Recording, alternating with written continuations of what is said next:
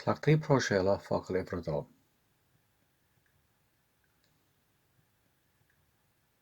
Clacht ibrithe.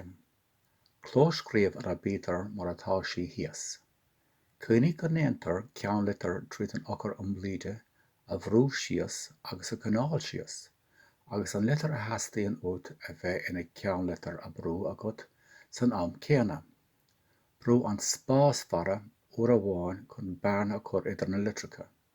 Tá ochar an lán stad ar ceann de na hocarcha is deacracha a aimsiú ar an mhéarchlár.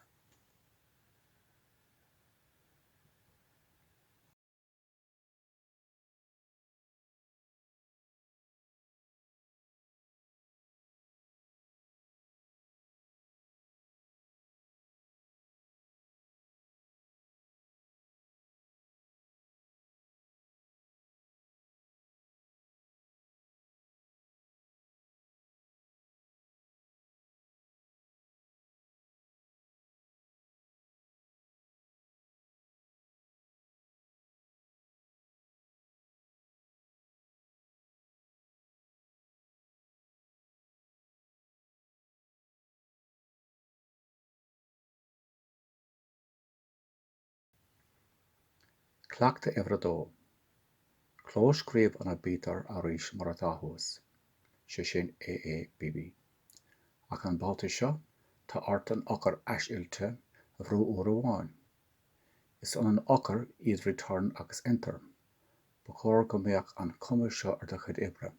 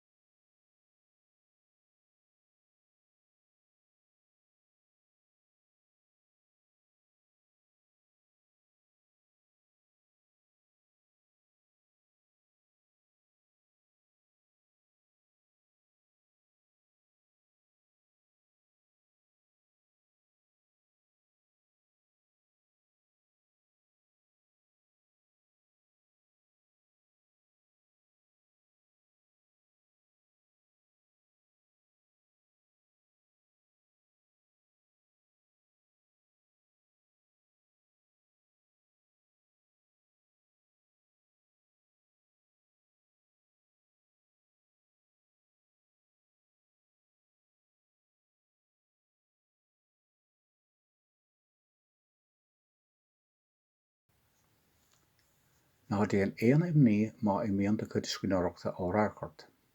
Níl ann ach gur scrollaigh sí go bár an scaláin. Féach ar an taobh deas den scaláin.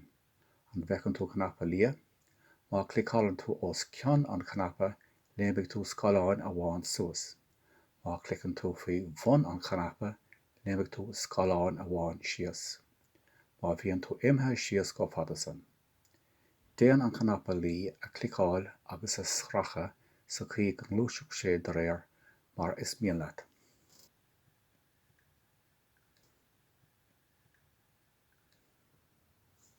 Clacht imre trí. Clóscríobh an a bítear mar atá thuas ach an gabh seo brú an ochar eisiúilte faoi gcóil chun líne folamh a chur idir do chuid litricha. Scill tábhachtach seo. Ní mór bheadh cuaireamach agus an ochar eisiúilte a bhrú faoi gcóil.